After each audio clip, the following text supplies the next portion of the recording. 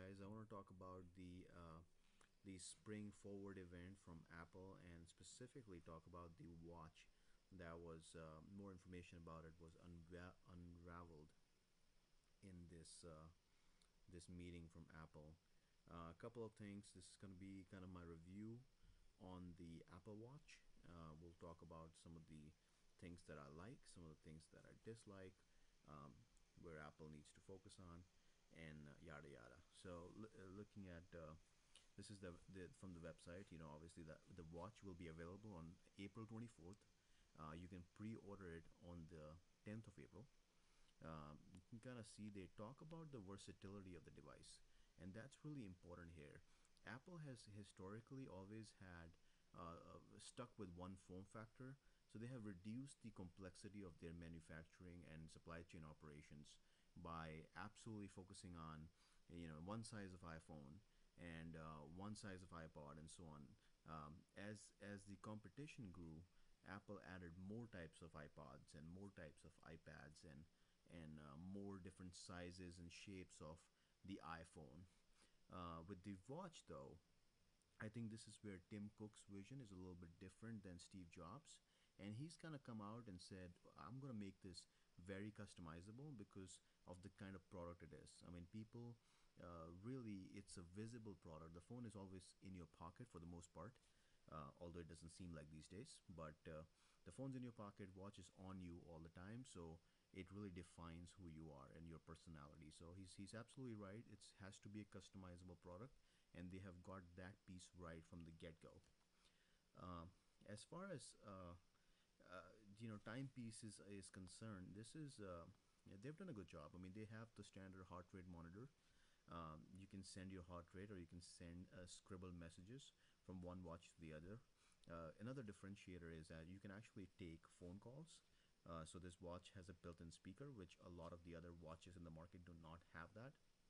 Uh, so that's great. I mean, it's almost like from a science fiction James Bond movie, right? People taking calls from their watches, but that's the I guess that's the way of the future. Another thing you expect from Apple is very simplified graphics. I mean, this will really stands out where it shows you all your activities, a snapshot dashboard of your activities in one go. So that's really good. Marketing has been huge.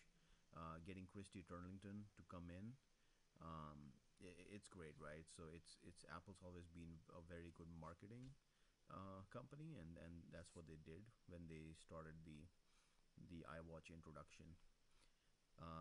Again, it's there's a watch for everybody. Now here's the three options that are available for the Apple Watch. On the left here is the Apple Watch edition, or Apple Watch rather, standard watch. On the in the middle is the Apple Watch Sport, and on the right is Apple Watch Edition. So let's talk about the Sport model. The Sport model has colorful, durable bands. The watch on the left, the standard watch, can be stainless steel, space black stainless steel, sapphire crystal. So it's a little bit more, and it's more stylish, customizable bands. The one in the middle is the watch sport, and that starts at $350. The standard watch on the left starts at $550, and the watch edition, which will be available in limited stores, it has 18 karat gold. It starts at $10,000. Um, we've talked a lot about the watch. I personally think that this watch is way ahead of competition. The closest competitor is the Moto 360, but that is catered towards Samsung or other Android phone manufacturers. It doesn't work with the iPhone. This watch is catered towards the iPhone users and doesn't work with Android. So they're not a completely isolated end-to-end switchable products. But I feel that this watch is better in every aspect than any of the other watches in the market. One thing that Apple has missed out here is, at the end of the day, this watch is not a primary product. It will be an accessory product. You cannot use it without the iPhone. So it's like a case for an iPhone, for example. It's an accessory. But what they have done is they've priced it a little too high. Now, Now, once they release it on the 10th and they come out with the projections on how much sold, I'm pretty sure that they're going to sell a lot of these. As with any Apple products, there are going to be big lines, and people are going to be buying lots and lots of these, and it's going to be a big profit maximizing strategy from them.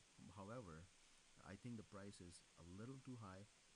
If I were a buyer at this point, I would look to wait for the second edition once they reduce the price for the first edition and take advantage of that lower pricing.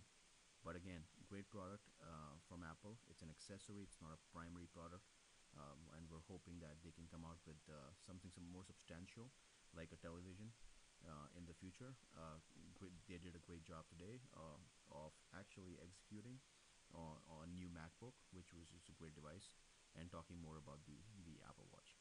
So I hope you guys enjoyed this. I'll be back with more. Stay tuned.